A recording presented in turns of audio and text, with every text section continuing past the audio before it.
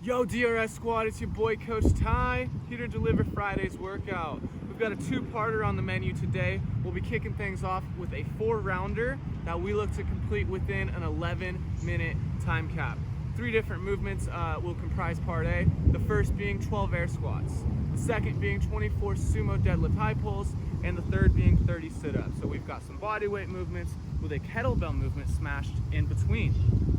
Now, just because a movement is a bodyweight variant does not imply that we don't move with intent and with a purpose. We're still hitting those standards to a T, as we always do. So, for the air squats, let's make sure that we are getting those hips below the knees, full range of motion, and then hitting full extension at the top of the movement. Hips below the knees, full extension at the top. I like to give my bum a nice squeeze at the top of the movement to extend those hips all the way, because that is one of the main functions of a squat, is to train them glutes, baby, get that booty. Okay, so 12 air squats is the first movement. Second movement is this 24 sumo deadlift high pulls. We start with that kettlebell back here by the heels. That way we can engage all of those posterior muscles, the muscles of the backside. So 24 sumo deadlift high pulls, let's think the hips drive the arms. The hips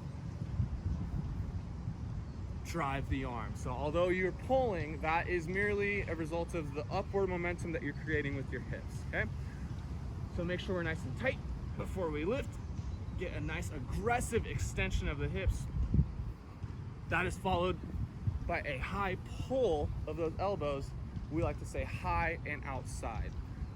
Final note on the sumo deadlift high pull, let's make sure we control the way down and don't just crash down like that, okay? Just like we would do on any other deadlift. Third and final movement of part A, 30 sit-ups. Sit-ups, another one, seems simple on the surface, but I like to say you want to be brilliant at the basics. So just because it's a basic movement does not mean you take it lightly. A couple key points. Heels are buried into the ground.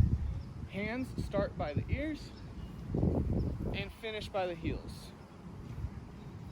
I also like to think of controlling the way down, boom, and then exploding on the way up, so I get a nice recoil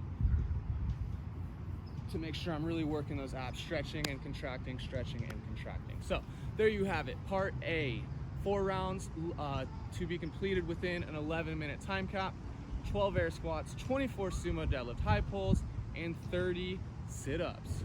Get after it. And for part B, sticking with the bodyweight and kettlebell themed movements, we will have a 13-minute AMRAP consisting of 8 kettlebell swings, 12 kettlebell goblet squats, and 12 push-ups. Let's start from the top. So 8 kettlebell swings. We talk about these a lot. You guys know the key points by now, but remember, we're nice and tight when we start. And let's also remember that the hips go back and then drive forward. The hips go back and drive forward, back and forward. Make sure we have good tension when that weight's overhead. Pack the ribs down, squeeze that booty so you are in an optimal position. The second movement of part B is 12 kettlebell goblet squats. So let's make sure that we get down with our legs to bring the weight into that goblet position. When we're in the goblet position, I like to think of staying tall and tight, or tall and proud. Basically, proud chest, not a sad chest, okay? Tall and tight, tall and proud throughout range of motion. And then the same depth standards apply as we saw in the air squats. The hips must go below the knees, and we must extend fully at the top for the movement to count. Third and final movement is 12 push-ups. Hands go right outside. Basically, I like to put my thumbs on my armpits and then put them straight down. So hands are about shoulder width apart. Give you a side view. Hands shoulder width apart. I dig my feet into the ground very firmly. I squeeze my butt, and that's going to create full body tension, which will allow me to push more efficiently. So I'm not just kind of like lagging all over the place. We call it an energy leak.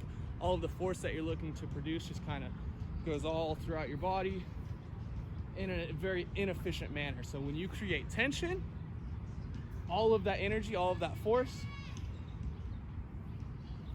is transferred optimally, and you move better therefore making the push-ups easier. So that's it. Part B, 13-minute AMRAP, 8 kettlebell swings, 12 kettlebell goblet squats, and 12 push-ups. Go get it.